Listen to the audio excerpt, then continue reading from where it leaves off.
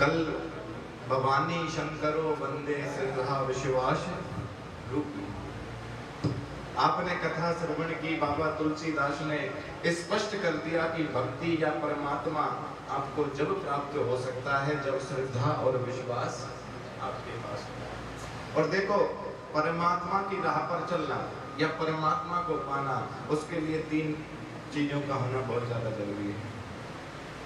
पहला नहीं, श्रद्धा हो, दूसरा विश्वास हो, और तीसरा प्रतीक्षा। पहले श्रद्धा रखो, फिर विश्वास रखो, अब प्रतीक्षा करो कि कभी ना कभी तो मेरे नंदलाल को, मेरे रघुवर को शर्म आएगी, कभी तो हमारी ओर नजर उठाकर देखेगा। और जिस दिन हमारी ओर नजर उठाकर देख लिया, उसी दिन मुझे तार देगा, उसी दिन मेरा बेड़ा पार कर देगा। ये 3 चीजें हमारे पास होनी चाहिए। अच्छा, मेरे एक प्रश्न का जवाब देना। आपका कोई सरकारी काम रुका हुआ है, आप सरकारी दफ्तर में फाइल लेकर गए, जाने के बाद में जो भी वहां कोई अफसर बैठा था उसे फाइल दे दी। अब वो आपको कहे ठीक है आप जाओ, काम हो जाएगा, क्या करोगे? विश्वास करोगे ना? करोगे? पहला विश्वास उस पर करोगे, ठीक है जी चलो। दूसरा प्रतीक्षा करोगे, कब होगा। तो जब हमें कोई कार्य कराना होता है तो हम इन 2 चीजों की करते हैं ना, प्रतीक्षा। उसमें भी कोई गारंटी नहीं होती है वो फाइल उसकी टेबल पे ही पड़ी है या आगे भी चली गई है, होती है नहीं होती। पर हमें प्रतीक्षा करनी होती है कि इसने कहा है तो चलो देखो करता है तो ठीक है, नहीं तो कहीं से सिफारिश लगाएंगे। तो अर्थात क्या है इस बात का? इसका सीधा सीधा अर्थ एक ही है कि आप जब किसी भी कार्य को कराने के लिए प्रतीक्षा करते हो तो फिर भक्ति या भजन करने के बाद क्यों प्रतीक्षा नहीं करते? तुम चाहते हो कि बस मैंने हरे राम हरे कृष्णा जपा नहीं, परमात्मा ने सारा सुख मेरी झोली में डाला। अगर ऐसे होता तो आज भगवान का कोई भी पूजा नहीं करता। भगवान कहते हैं ना मैं सुख देता हूं ना मैं दुख देता हूं, मैं तो कुछ नहीं देता, ये तो तुम्हारे कर्मों की खेती की लीला है। तो जो है बोया पेड़ बबूल का, आम कहां से खाओ, ये तुम्हारे कर्मों की खेती है। या तो इस जन्म की है या अगले जन्म की है, जिसकी वजह से ये समस्या तुम्हें आ रही है। तो बाबा तुलसीदास ने माँ पार्वती भोलेनाथ को प्रणाम किया। फिर बाबा तुलसीदास ने वाल्मीकि जी को प्रणाम किया और हनुमान जी महाराज को प्रणाम किया। ये भी आपके बड़े सौभाग्य की बात है कि मंगलवार के दिन कथा आरंभ हुई। ये भी एक बड़े सौभाग्य की बात है कि मंगलवार के दिन, क्योंकि सबसे ज्यादा प्रिय कथा किसको है? बाबा हनुमान को। और जहाँ पर हनुमान जी की कृपा हो जाए, मुझे नहीं लगता उसके कोई ग्रह या उसके कोई देवता या उसके कोई पितर जो है नाराज रह जाए। बाबा तुलसीदास ने माँ सीता की, मेरे राम की जो है वंदना की, उनको प्रणाम किया। और प्रणाम करते करते बाबा अब किसकी वंदना कर रहे हैं? कोई भी कार्य आरंभ करते हैं तो सबसे पहले किसकी वंदना की जाती है? गणेश की तो कर दी बाबा ने, उसके बाद है जी, उसके बाद किसकी की जाती है? अपने गुरुदेव की। अपने गुरुदेव की वंदना कर रहे हैं, अपने गुरुदेव को प्रार्थना कर रहे हैं। और बाबा बड़ी सुंदर शब्दों में अपने गुरुदेव की जो है आराधना करते हैं।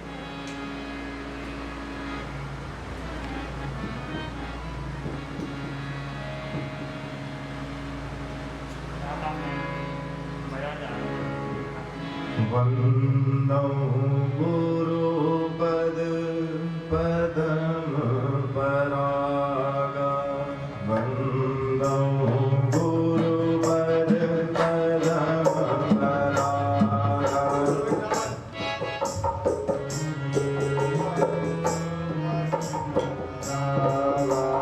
सूरज सुभाष सरसे अनुरागा, सूरज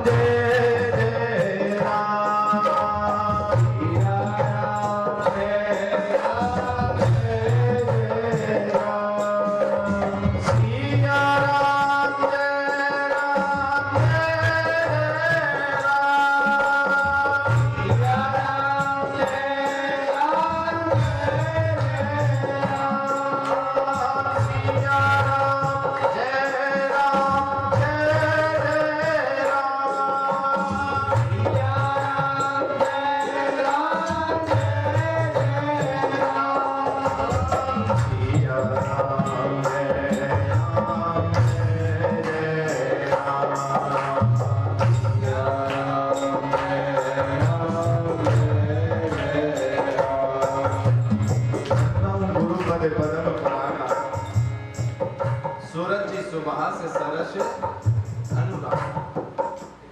अम्मी मोरी में चूरन चारो, सामने सकल भव रुज परिवार। बाबा तुलसीदास कितनी सुंदर वंदना कर रहे हैं अपने गुरुदेव की। कहते हैं कि हे गुरुदेव, मैं आपके चरणों को छूने वाला इतना सामर्थ्यवान शिष्य नहीं हूँ। मेरे अंदर इतनी अभी क्षमता नहीं है कि मैं आपके चरणों को स्पर्श करूं। मैं तो अपने गुरुदेव के चरणों की धूलि को स्पर्श कर रहा हूँ, उसी से ही मुझे बड़ा आनंद प्राप्त होता है। और बाबा तुलसीदास अपने गुरुदेव के चरणों की धूलि को प्रणाम कर रहे हैं, वंदन कर रहे हैं, नमन कर रहे हैं। क्यों?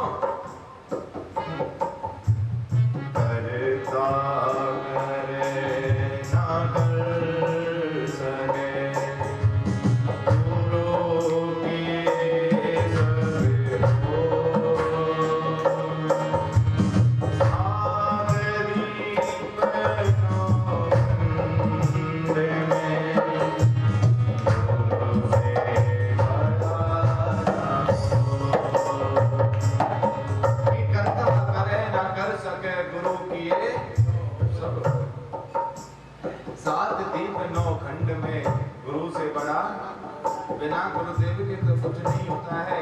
अब मुझे कथा को आरंभ करना है, तो कथा को आरंभ करने से पहले बाबा तुलसीदास किसको प्रणाम कर रहे हैं? अपने गुरुदेव को प्रणाम कर रहे हैं, अपने गुरुदेव को नमन कर रहे हैं। और जीवन में गुरु होना भी बहुत ज्यादा जरूरी है। यहाँ बाबा तुलसीदास स्पष्ट कह रहे हैं कि गुरु काके लागू, गुरु गोविंद दोनों खड़े, कि गुरु और गोविंद अगर दोनों खड़े हैं तो मैं किसके पैर लगूं, किसके पैर छूं? तो उस समय शिष्य ने स्पष्ट कह दिया कि गुरु गोविंद अगर ये दोनों खड़े हैं तो गोविंद से मिलाने वाला कौन है? गुरु है। और जब गोविंद से मिलाने वाला मेरा गुरु है तो गोविंद से बड़ा मेरा गुरु हुआ, तो मैं पहले अपने गुरु के चरण छूंगी, गोविंद के चरण। पहले मैं अपने एक बहुत बड़े भक्त हुए थे, सहजोबाई माता एक बहुत बड़ी भक्त हुई थी। और सहजोबाई जो माता भक्त हुई थी ना, तो उससे कहा गया था कि या तो राम को छोड़ दे या अपने गुरु को छोड़ दे, या तो राम को छोड़ या अपने गुरु को छोड़। यानी भगवान राम स्वयं आए उसके पास और भगवान राम कहते हैं कि गुरु को छोड़, और गुरु को छोड़कर तू मेरे साथ चल।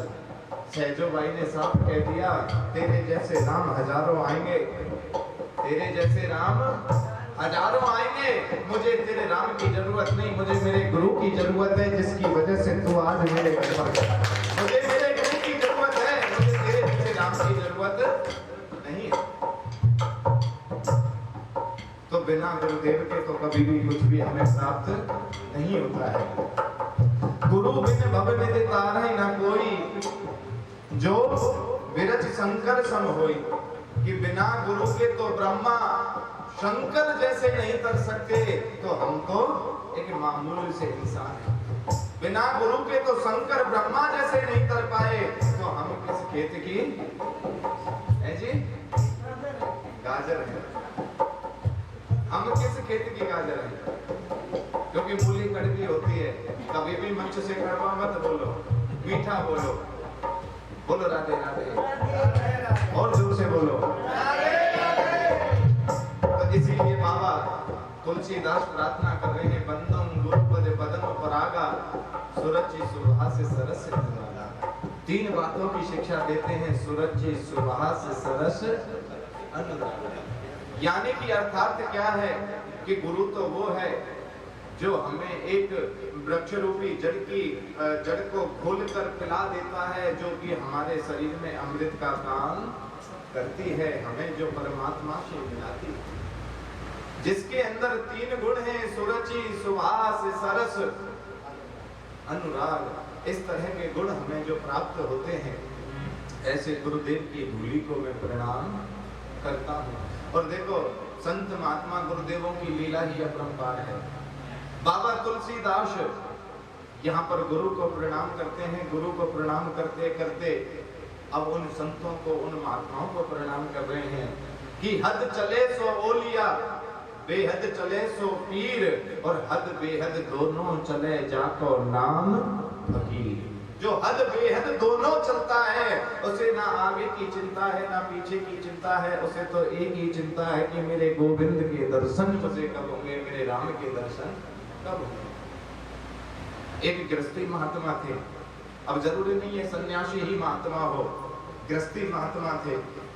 एक सेठ जी एक दिन जो है, एक दिन का जो है सामान, आटा दाल चावल ये सब लेकर पहुंच गया, और जब वो सेठ वहां पर पहुंचा तो उन्होंने कहा कि महात्मन, मैं आपके लिए जो है ये कुछ भोजन लाया हूं, इस भोजन को रख लो। महात्मा ने कहा कि एक मिनट रुको, मैं अपनी धर्मपत्नी से पूछ कर आता हूं। अब वो महात्मा अपनी धर्मपत्नी के पास में गए। वहां जब गए, जाने के बाद में धर्मपत्नी से पूछा कि कोई सेठ आया है, तो धर्मपत्नी ने कहा कि क्या करें, कि वो कुछ आटा दाल चावल लाया है। तब वो जो है महात्मा की धर्मपत्नी कहती है, एक मिनट तुम भी रुको। क्यों देवी? मैं अपनी रसोई में भोजन घर में जाकर देखती हूँ क्या है और क्या नहीं है। अब वो दौड़ी दौड़ी गई, जाकर रसोई में देखा तो आटा भी मिला, चावल भी मिला, दाल भी मिली, चीनी भी मिली, चाय पर सब कुछ मिला। आकर कहने लगी कि स्वामी, आज के लिए तो सब कुछ है, आज के लिए सब कुछ है, कल के लिए नहीं। ठीक है देवी। गया, जाकर सेठ को बोलने लगे कि सेठ जी मुझे नहीं चाहिए, सेठ जी मुझे नहीं चाहिए। सेठ जी ने कहा क्यों? क्योंकि आज के लिए तो हमारे पास सब कुछ है। सेठ जी कहने लगा कि आज के लिए है, कल के लिए नहीं। फिर कल के लिए ले लो। उन्होंने कहा कि नहीं, इतना मैं बेशब्द नहीं हो सकता, इतना उस परमात्मा से मैं विश्वास नहीं उठा सकता। क्यों?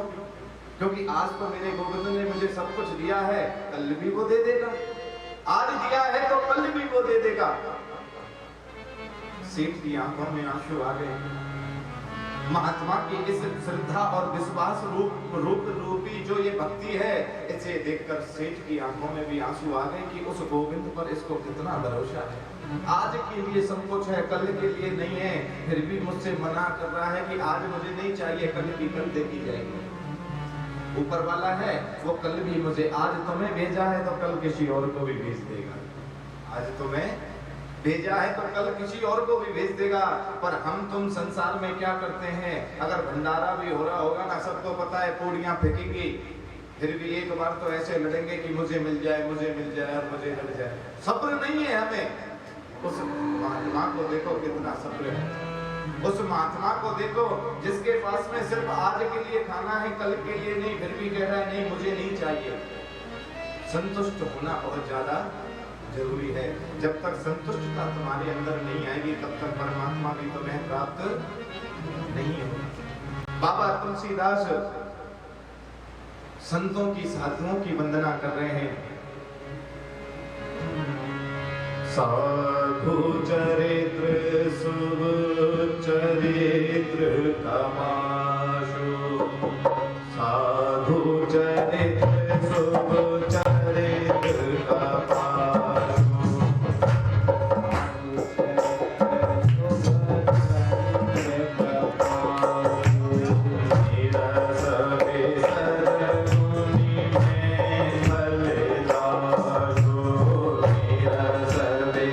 सरगुनी में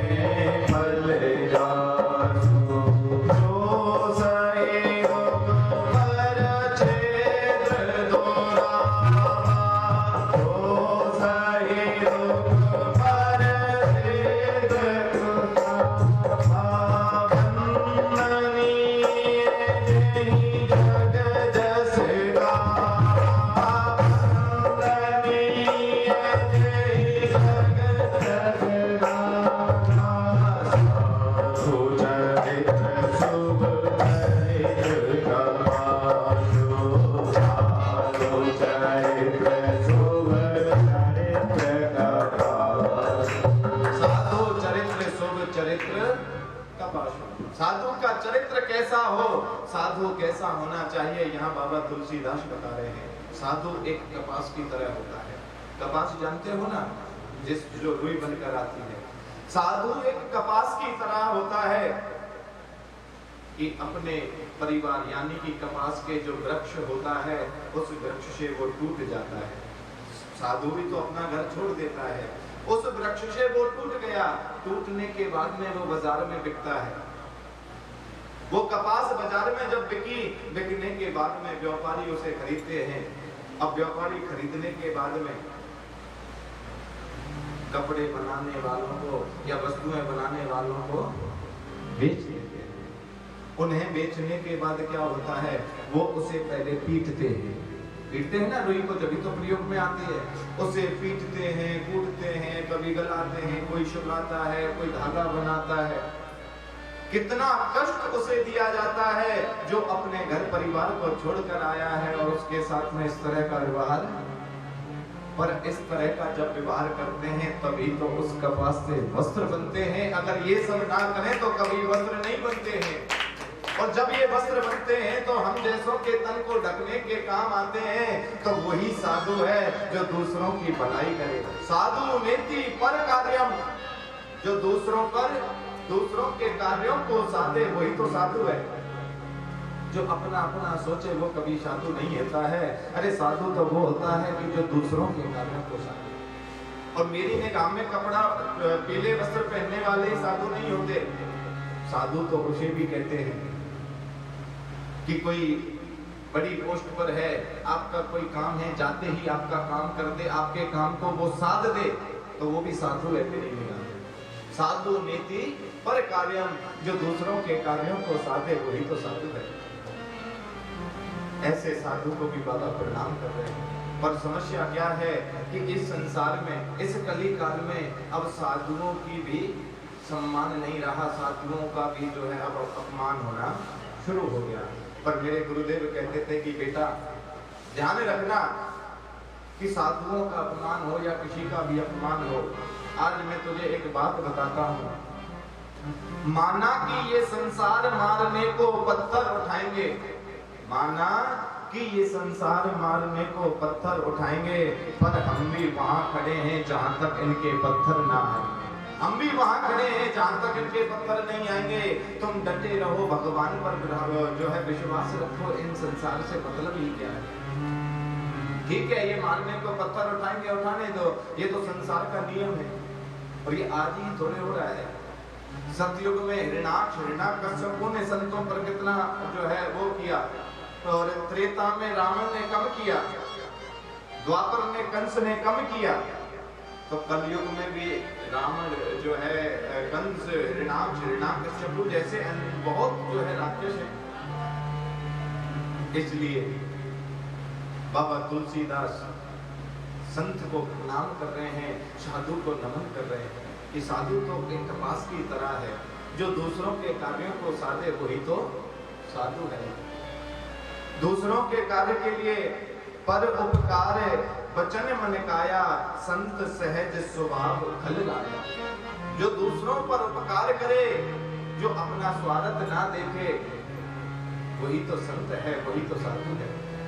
साधु को प्रणाम किया, और साधु को प्रणाम करते करते अब बाबा तुलसीदास यहाँ पर दुष्टों को प्रणाम कर रहे हैं। दुष्ट जानते हो कौन? जो कथा में बैठकर कहते हैं यहाँ ये होता, वहां वो होता, करना कुछ नहीं है पर ज्ञान देना है। ऐसे दुष्टों को भी प्रणाम कर रहे हैं। भैया हमारी ये कथा है, इसमें कृपा करके कोई अपना ज्ञान मत देना, बस सुनते रहना। उनको जो है प्रणाम कर रहे हैं, उनको नमन कर रहे हैं। ऐसे दुष्ट जो हजारों खनों की तरह हैं, परमात्मा को मानना नहीं, पर कथा में देखा होगा ना आपने, कथा जब कभी कभी हमारी बड़े आयोजन होते हैं, मैं जो है देखता हूँ माता के चेहरे से पता चल जाए, आज तो ये वाले कपड़े जो पहने, आज तो ये वाले। अरे तुझे इससे मतलब क्या है? हाँ मतलब क्या है? एक जगह कथा हो रही थी हमारी, कथा जब हो रही थी तो जैसे कल यहाँ गर्मी कितनी हो रही थी, आपके मन में भी एक बार ये आया होगा कि जो है गुरु जी को कितना पसीना आ रहा है, कितना क्या आ रहा है। तो उस जगह पर जब कथा हो रही थी तो वो कुछ माताएं बातें कर रही थी कि देखो गुरुजी हैं दुबले पतले से, पर खूब जो है हिम्मत है, इतनी देर बोलते रहते हैं और जो है बैठे रहते हैं। हम तो फिर भी कभी कोई सा पैर इधर कर लिया, कभी कोई सा पैर इधर कर लिया, पर वो तो एक बार फिक्स हो गए तो हो गए। कितनी हिम्मत है। तब दूसरी कह रही है नहीं नहीं तुझे नहीं पता, हम क्या, हम इतना बड़ा दूध का गिलास और बादाम खाते हैं। क्योंकि माताएं अपने आप ही कल्पना कर देती हैं, अपने आप विचार बना देती हैं। अब ये तो शुक्र करो परमात्मा का कि अब 15 दिन से ये गाय आ गई है, नहीं तो दूध तो कोई नसीब में भी नहीं था। हाँ, ये तो अब ठाकुर जी ने कोई ऐसी कृपा की है और मुझे तो बड़ा आनंद आने लगा है। अब यहाँ धीरे धीरे अब मैं सोच रहा हूँ कि 1-2 मोर वगैरह भी लाऊंगा, इसको बिल्कुल वृंदावन जैसा बनाऊंगा। जैसे एक वृंदावन का आश्रम होता है ना, इसको बिल्कुल प्योर वृंदावन, जो भी कोई आए तो मन बड़ा प्रसन्न हो यहाँ आकर। तो कुछ लगनाएं हम अपने आप कर लेते हैं। और की तो बात छोड़ो, अब उसी के साथ में बैठी हुई एक माता फिर कहती है कि बहना बात सत्य है ये, हमारे घर जो दूधिया आता है ना, वो बता रहा था कि उनके यहाँ इतना दूध जाता है जिनके घर रुके हुए। अब बताओ दूधिया तक की भी रिपोर्ट माताओं के पास पहुंच गई कि वो दूधिया भी जो है ये बता रहा है। इसलिए बाबा तुलसीदास परिणाम कर रहे हैं, बंदों खल जस शेष सरोसा सहस बदन बर नहीं पर दोषा। बाबा प्रणाम कर रहे हैं कि जो हजारों रूपी फन है ना, ये जो है इनको प्लीज हमारी कथा में डिस्टर्ब मत करना, हमारी कथा को प्रेम से होने देना। बाबा ने दुष्टों की वंदना की और दुष्टों की वंदना के बाद में राम जी के पूरे परिवार की बाबा ने वंदना की और राम जी की वंदना के बाद में बाबा ने जनक महाराज की वंदना की। जनक महाराज के बाद में सभी ऋक्ष बंदरों की उन्होंने वंदना की और ऋक्ष बंदनों की वंदना करने के बाद अब बाबा कथा आरंभ करते हैं। तो आरंभ से पहले फिर भोलेनाथ की वंदना करते हैं, फिर भोलेनाथ को प्रणाम करते हैं, माँ पार्वती को प्रणाम करते हैं और प्रणाम करने के बाद में बाबा भोलेनाथ बाबा तुलसीदास कथा को आरंभ कर देते हैं। गोस्वामी तुलसीदास कथा को आरंभ कर रहे हैं। संमत सोर से तीसा संमत सोर से कथा हरि पद हर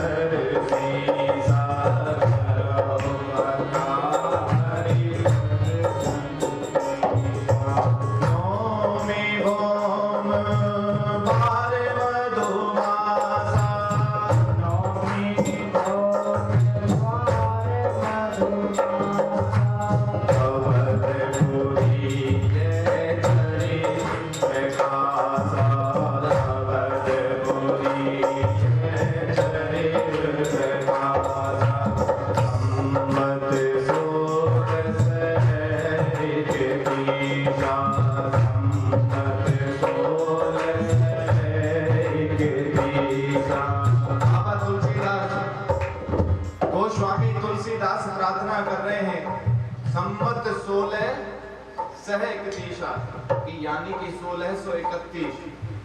अब कौन सा चल रहा है संवत है जी? कौन सा संवत चल रहा है जानते हो? अब जानेंगे कहां से, आप तो डीओजी डॉग पढ़ने वाले हो ना। अब इंग्लिश मीडियम हो, अगर आप संस्कृत या हमारे सनातन धर्म को माने तो आप जाने इस समय चला हुआ है 2077 और बाबा ने कब लिखी ये कथा? संवत 1631 यानी कि 1631 में, अर्थात आज से 4-5 साल वर्ष पूर्व ये कथा जो है 400-500 वर्ष पूर्व बाबा ने इस कथा की रचना की। संवत 1631 करूं कथा हरि पद धर सीसा, कि भगवान हरि के चरणों में अपने शीश को रखकर इस कथा को आरंभ कर रहा हूं।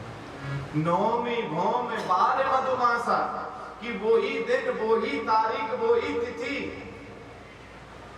नौमी तिथि है, मंगलवार का दिन है, चैत्र का महीना है, जिस दिन मेरे रघुवर जन्म लेते हैं उसी दिन ठीक 12 बजे बाबा कथा को आरंभ कर देते हैं। अवधपुरी के जो है चरित्र का रचना करना बाबा आरंभ कर देते हैं। अब देखो रामायण में कथा प्रारंभ करने की चर्चा तो है कि बाबा ने 1631 में की, नौमी तिथि को की, सोमवार मंगलवार था और मधुमास यानी कि चैत का महीना था। पर बाबा ने ये नहीं लिखा कि मैंने खत्म कब की, यहाँ ये नहीं लिखा है। तो कुछ संत महात्मा कहते हैं कि 2 वर्ष 7 महीने और 26 दिनों के भीतर भीतर बाबा ने ये रचना कर दी थी। और जब किसी ग्रंथ की रचना, क्योंकि बड़े बड़े कवि या बड़े बड़े रचनाकार जो होते हैं, राइटर जो होते हैं, ये पहले लिखते हैं स्क्रिप्ट, अपनी कहानी कथा ये पहले लिखते हैं, उसके बाद सोचते हैं अब इसका नाम क्या रखें। बाबा ने इस ग्रंथ की रचना कर दी। अब रचना करने के बाद में बाबा सोच रहे हैं कि अब इस ग्रंथ का नाम क्या रखें।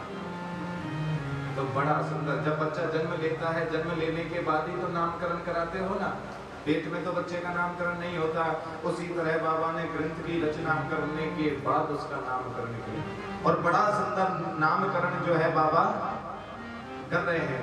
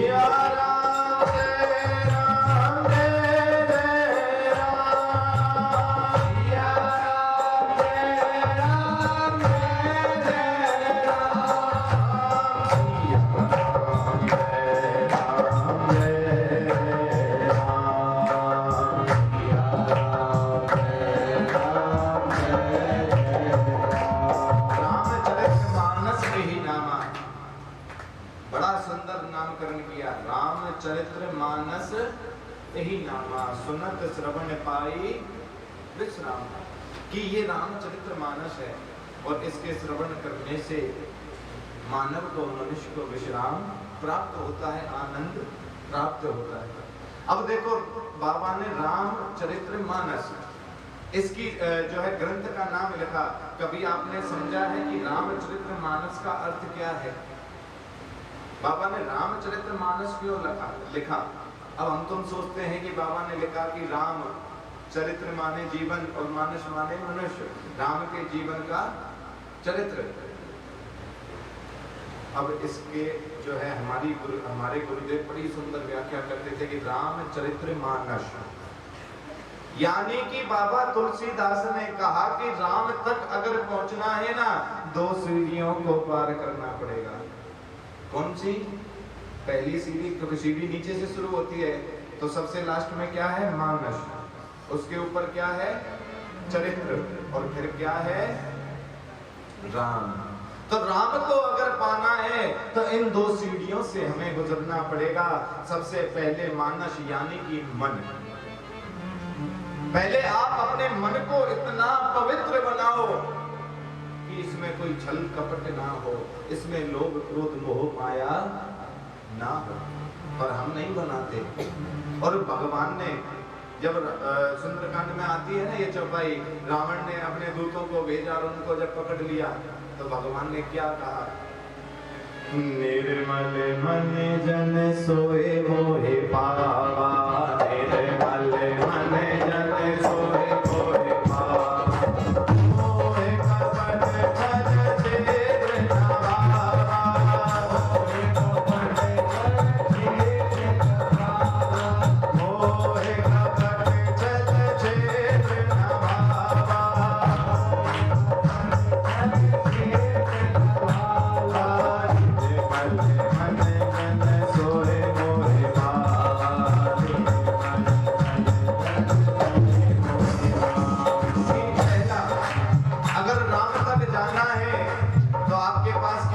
चाहिए? निर्मल मन हो। मन अगर निर्मल होगा तभी मेरा राम तुम्हें प्राप्त होगा। अगर मन निर्मल नहीं हुआ तो मेरा राम भी तुम्हें। अब मन में कपट चल रहा है, मन में छल चल रहा है, मन में क्रोध चल रहा है, तो कभी भगवान नहीं मिलेगा।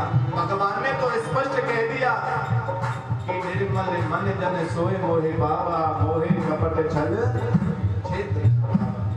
और कबीर बाबा ने भी सुंदर लिखा, कबीरा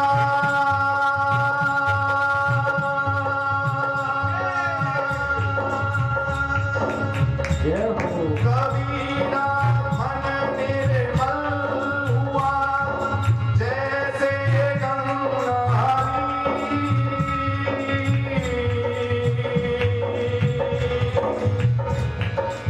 अभी तो हरि पाछे फिरे कहत कहत कबीर सिया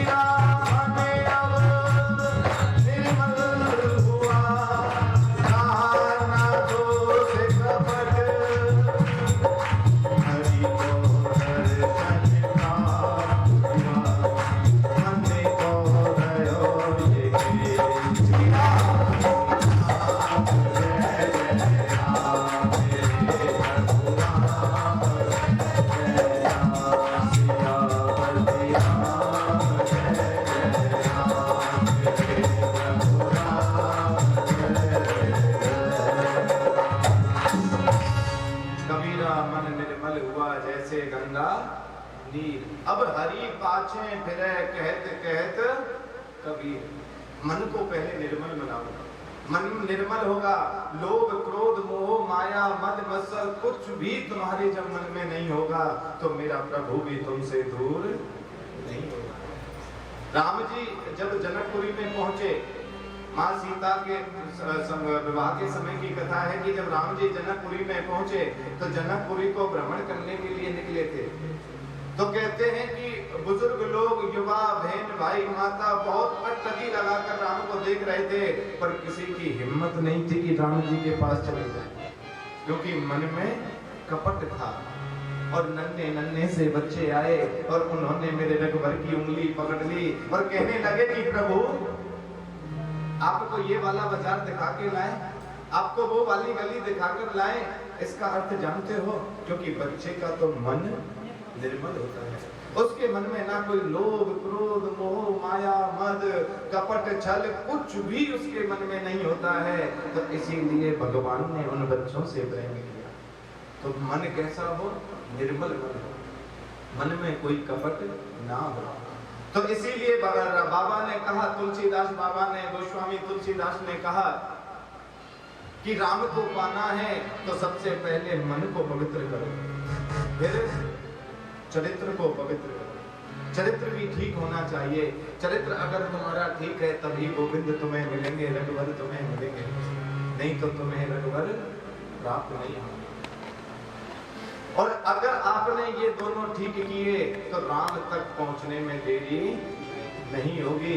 मेरा राम तो फिर तुम्हें तुरंत मिल जाएगा। उस राम तक पहुंचने में हमें देरी नहीं होगी। ये दो वस्तु होना बहुत ज्यादा जरूरी है। रामचरित्र मानस एहि रामा सुनत श्रवण पाई विश्रामा। अब इस कथा को जो सुनता है उसे बड़ा आनंद आता है, उसे बड़ी शांति मिलती है। कहते हैं ना, आमों को नींद आती है वो घर को भी नहीं आती है, ऐसी नींद आ जाती है। बस ये देखना होता है कि कमर लगाने का कहीं जरिया मिले। हरे राम। क्यों? क्योंकि कथाओं में वो आनंद प्राप्त होता है। सुनत श्रवण पाई विश्रामा, बाबा तुलसीदास ने कहा कि जो भी सच, जो भी मानव, जो भी प्राणी इस कथा को सुनेगा उसे तुरंत विश्राम मिलेगा। सुनत श्रवण पाई विश्राम। और आज तक विश्राम हो नहीं चाहता, अपने जीवन में आराम हो नहीं चाहता। सबको लगता है कि हमारे जीवन में आराम मिलेगा ना जब हरि की भक्ति होगी, परमात्मा की भक्ति तुम्हारे पास होगी। हरि भजन बिना विश्राम नहीं, हरि भजन बिना